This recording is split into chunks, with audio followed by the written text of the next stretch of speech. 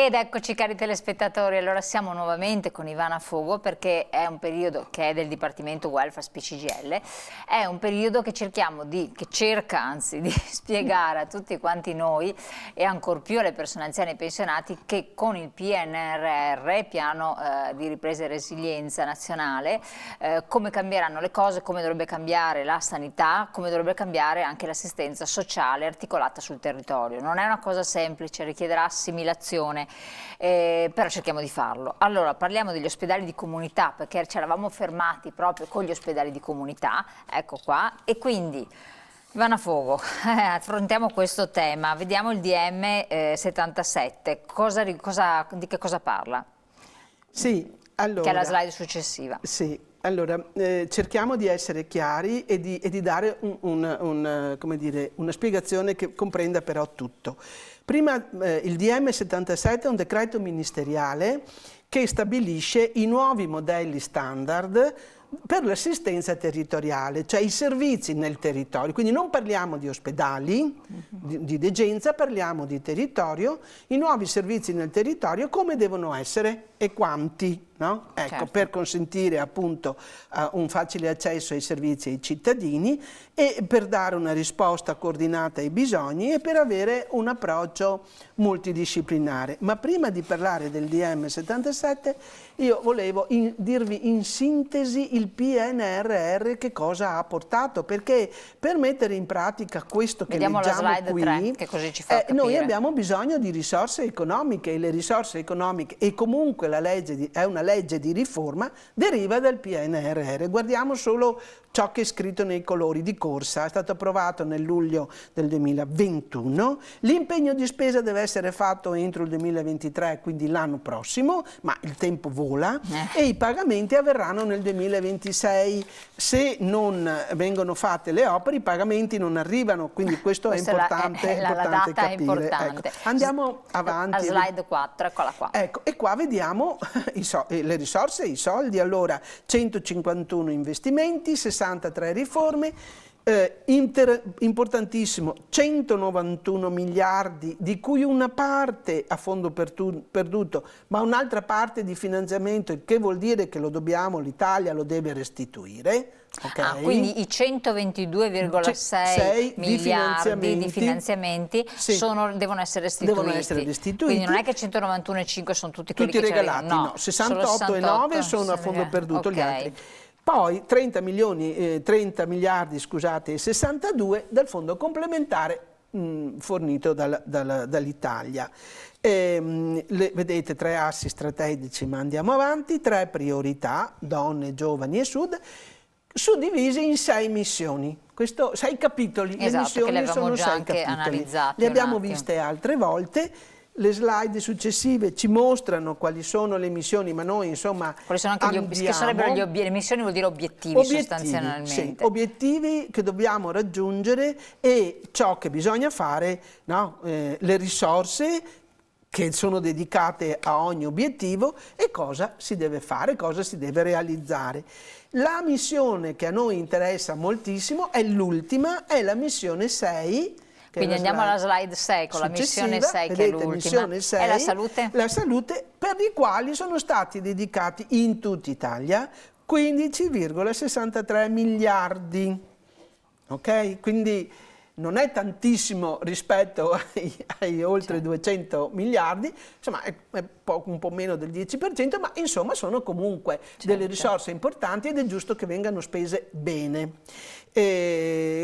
Questo, qual è l'obiettivo principale? Quello appunto di rispondere ai bisogni di cura dei cittadini, di migliorare anche, di informatizzare tutte le nostre strutture il più possibile, laddove non lo fossero ancora, e di promuovere la ricerca e lo sviluppo delle competenze, ma soprattutto di mettere al centro, come lo diciamo sempre, ma ancora di più, il cittadino. E allora vediamo la slide 7 che parla del distretto. La slide 7 dimostra, diciamo, graficamente tutte le strutture e tutti i servizi che sono analizzati e che sono regolamentati dal DM 77. Li vedete, no? Il distretto. Certo. Noi questa sera dedicheremo più tempo all'ospedale di comunità, che è quella struttura che abbiamo evidenziato. Però insomma ve lo dico velocemente, gli altri servizi. Nasce questo 116-117, che è un numero telefonico europeo, uno unico regionale per cure, per informazioni non urgenti. Attenzione, non va confuso con il 118, non va confuso con tutti gli altri numeri di urgenza che invece abbiamo. Ecco, 116-117. Abbiamo, qui viene normato l'unità di continuità assistenziale, gli UCA, sono i medici, i medici nel territorio, li abbiamo sperimentati durante il Covid, sono stati assunti per andare a domicilio, continueranno ad esserci. Centrale operativa territoriale è una struttura che coordina tutte le attività del territorio, è già esistente, la novità del TM77 è che qui potranno telefonare anche i cittadini, cosa che oggi non possono fare. L'infermiere di famiglia e di comunità, cioè avremo un numero consistente di infermieri che devono però essere assunti. Infatti ancora non se ne bisogna vedere come li altro passaggio che mi sono dimenticata di dire prima, quelle risorse sono del PNRR, sono dedicate alle strutture, non al personale, perciò tutte le strutture che noi adesso incontriamo dovranno avere un finanziamento a parte per quel che riguarda le risorse umane. Ma ad esempio, qua dopo vediamo le varie diramazioni, no? Che sono quelle anche più interessanti, perché c'è l'ospedale di comunità, che è quello che adesso analizzeremo oggi più a fondo. Esatto, ma per esempio l'assistenza domiciliare, che può finire con l'hospice nei casi più gravi, oppure assistenza domiciliare a casa o in una RSA. Questa assistenza domiciliare deve essere ancora finanziata? O... No, l'assistenza domiciliare c'è già, l'assistenza domiciliare integrata verrà soltanto coordinata. Esiste già, ma entra dentro, verrà di sicuro ampliata, quindi serviranno maggiori risorse umane, ma entra in stretto contatto, in stretto collegamento con tutti i servizi. Ok? Come le RSA e gli hospice esistono già, non è mica tutto. No, pensavo che ci fossero dei finanziamenti anche per integrare l'assistenza domiciliare, invece no. Allora, poi le case di comunità, abbiamo detto, le abbiamo viste in un incontro che abbiamo fatto in un'altra occasione. Le case di comunità saranno la porta di ingresso del Servizio Sanitario Nazionale, quello che oggi sono i medici di base. Lì dentro ci saranno i medici di base, però il referente principale l'avevamo già visto, possono essere hub o SPOC, le hub resteranno aperte H24 7 giorni su 7, quindi noi potremo recarci lì in qualsiasi momento, quelle SPOC invece H12 con orario soprattutto diurno. Ora entriamo davvero dentro nell'ospedale di comunità. L'ospedale di comunità è una struttura intermedia. Noi di strutture intermedie ne abbiamo già sentito parlare qui nella nostra regione. Infatti. Sono di tre tipi. Abbiamo l'ospedale di comunità, appunto, abbiamo l'URT. URT è un nome tremendo, unità riabilitativa territoriale, cioè sono delle strutture residenziali dedicate solo alla riabilitazione. Abbiamo l'hospice, che come sapete è un luogo insomma nel quale di sollievo. Ecco. L'ospedale di comunità è il più interessante, il più importante, è quello che a noi interessa di più, perché ha un ruolo veramente interessantissimo, nel senso che è una struttura sanitaria di ricovero, ma non è un ospedale ed sta dentro alla rete di offerta dell'assistenza territoriale e svolge appunto, come dicevamo, un compito intermedio, una funzione intermedia tra il domicilio e il ricovero ospedaliero, o tra il ricovero ospedaliero e la RSA, insomma a seconda poi di quella che è l'evolversi della malattia, della patologia o della convalescenza. Ha la finalità di evitare gli ingressi impropri, i ricoveri impropri in ospedale, quindi insomma è un bel respiro di sollievo, diciamo, per le strutture ospedaliere. Un filtro praticamente. È un filtro, ma è un filtro anche per le famiglie, nel senso che c'è un luogo nel quale sicuramente si può portare un parente, insomma una persona che ha bisogno, che magari potrebbe essere curata a domicilio, ma per le peculiarità, perché vive da solo, e ha bisogno di un'assistenza continuativa, un po' esperta, banalmente un infermiere, un OSER, ecco che l'ospedale di comunità è il luogo migliore. È anche il più delle volte in ospedale di comunità ci vanno le persone che vengono dimesse dall'ospedale, che non sono guarite completamente, non possono andare a casa da sole, che hanno bisogno, come dicevo, di un minimo di convalescenza e di un minimo di assistenza. Quindi sono un filtro fondamentale, cioè certo. Abbiamo bisogno di questi luoghi. Contemporaneamente però danno anche un'assistenza sanitaria, perché abbiamo medici e talvolta anche specialisti che lavorano nell'ospedale di comunità. Come viene noi descriviamo, raccontiamo quello che dice il decreto ministeriale, ok? Poi già qualcosa c'è nel nostro territorio, dobbiamo dirlo, ma nel nostro territorio, nel Veneto, ecco, poi in particolare anche a Padova. Così come è descritta nel decreto ministeriale, una struttura sanitaria con 15-20 posti letto. Vediamo appunto la slide 9, che eccoli qua, 20 posti letto ogni 100.000 abitanti. Possiamo avere delle strutture, dopo vedremo dove possono essere collocate, ma come dire, ci possono anche essere strutture che hanno 2 moduli da 20 posti letto, ma non di più. Chiaro. Non può diventare, ecco, e ogni 100.000 abitanti, e è ben descritto, questa è una cosa che abbiamo messo in evidenza, 0,2 posti letto per 1.000 abitanti. Il che significa lo 0,2 per 1000, il che sarebbero significa in Veneto 971 esatto, posti perché letto. se noi prendiamo lì i 4 milioni e 800, adesso non mi ricordo insomma esattamente, i 4 milioni e 854 mila mi pare siano, che sono gli abitanti del Veneto, e li dividiamo e facciamo l'operazione dello 0,2 per 1000, viene fuori 970 posti letto. Quindi noi in tutta la regione del Veneto abbiamo diritto a 970 posti letto. Perfetto. Rispetto a quello che dice il DM 77. Poi un po' più avanti vi farò vedere, perché questo è un dato, ricordiamocelo, è 970 posti letto. È una struttura dove si devono fare ricoveri brevi, non più di 30 giorni, perché è una struttura che deve essere flessibile. Certo. In entrata, ma anche in uscita, non è un RSA.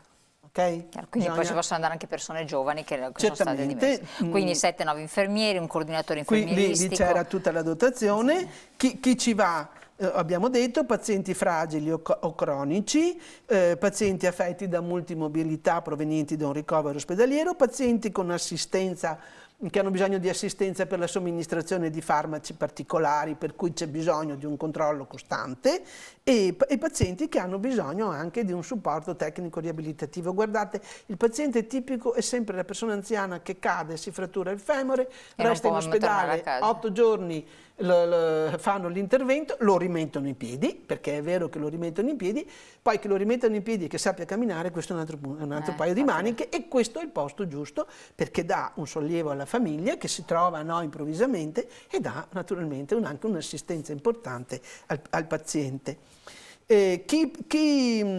Dove sono vari i posti dove insomma possono essere collocati, possono essere dentro le case di comunità, dentro gli ospedali.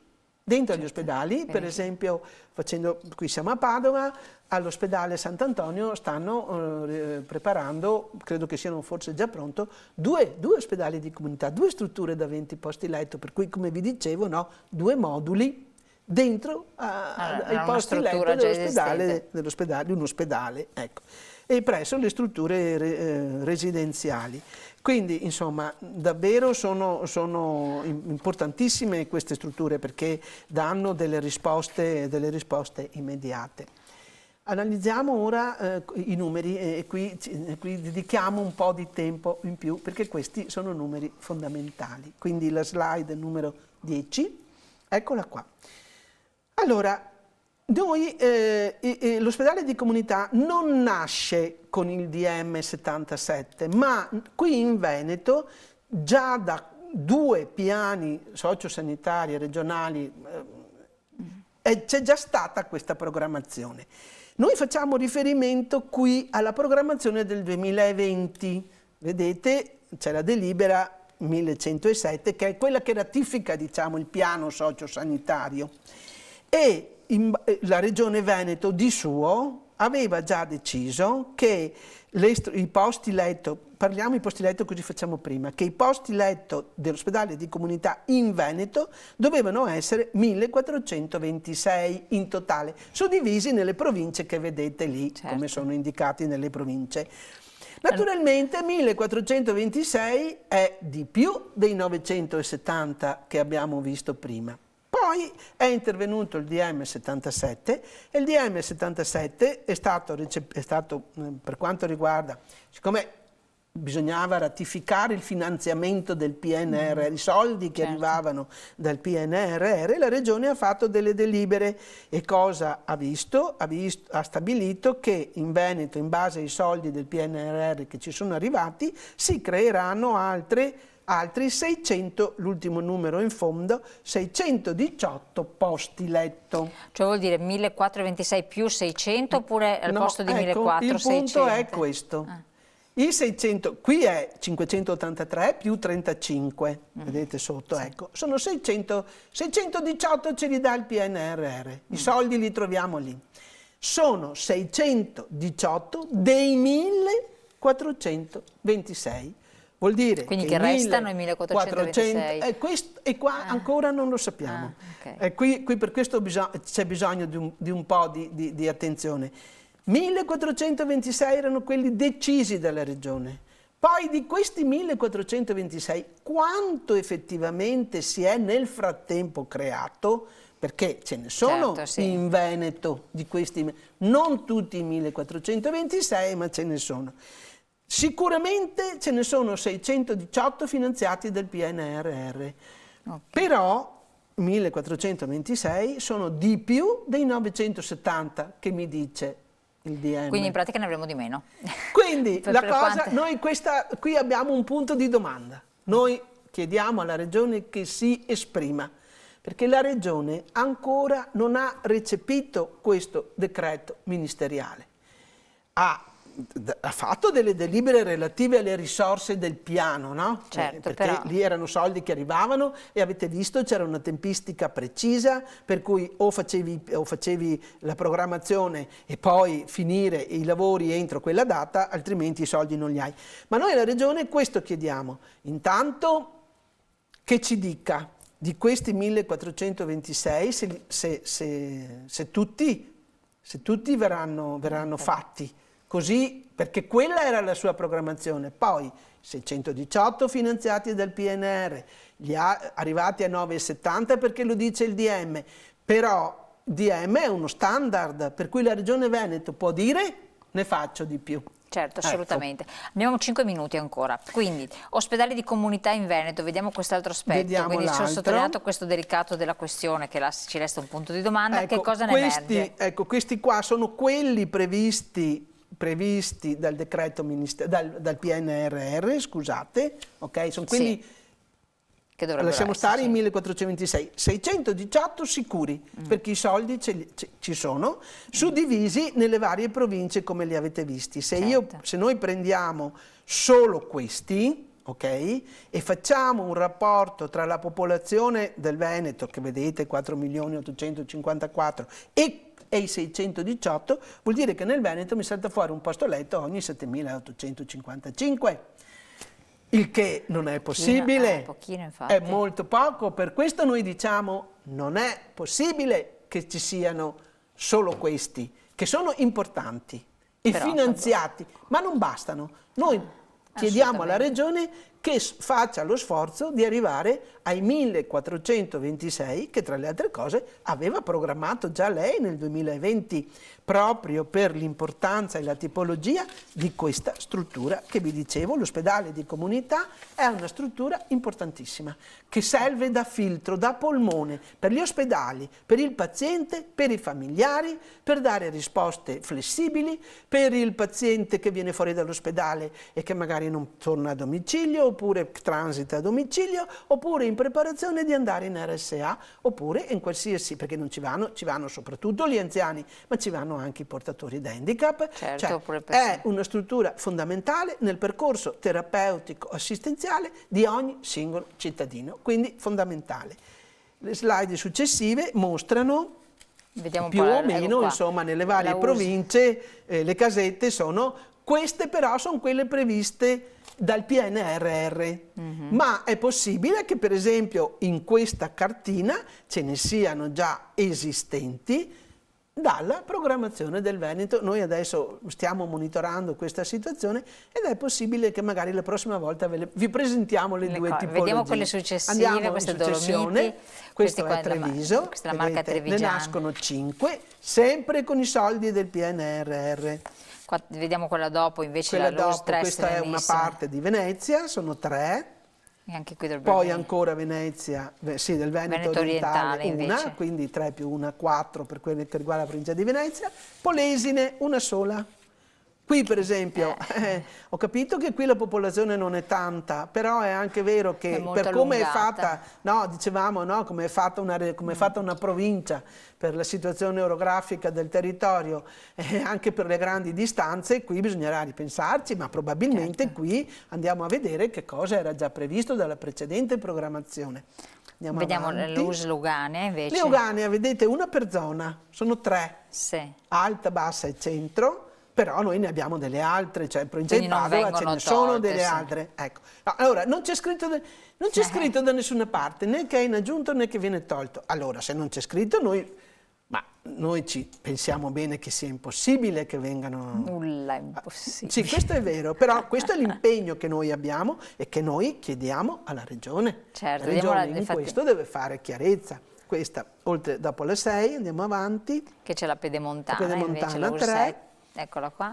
E poi abbiamo l'altra ancora che è la Berica, e quindi abbiamo anche qui 3, se non sbaglio, sì, giusto? Anche sempre finanziate, insisto, E la Scaligera, ecco. la Scaligera ne ha abbastanza invece?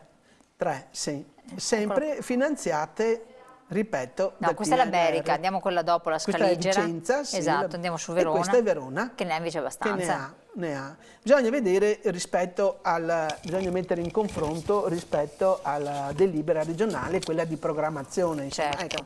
Quindi, quando dico noi, dico tutte le organizzazioni sindacali, noi siamo tutti noi pensionati, ma anche e in particolare i sindacati dei lavoratori, perché poi oltretutto anche perché sono coinvolti attivamente. Sono tutte strutture dove non abbiamo le dotazioni organiche.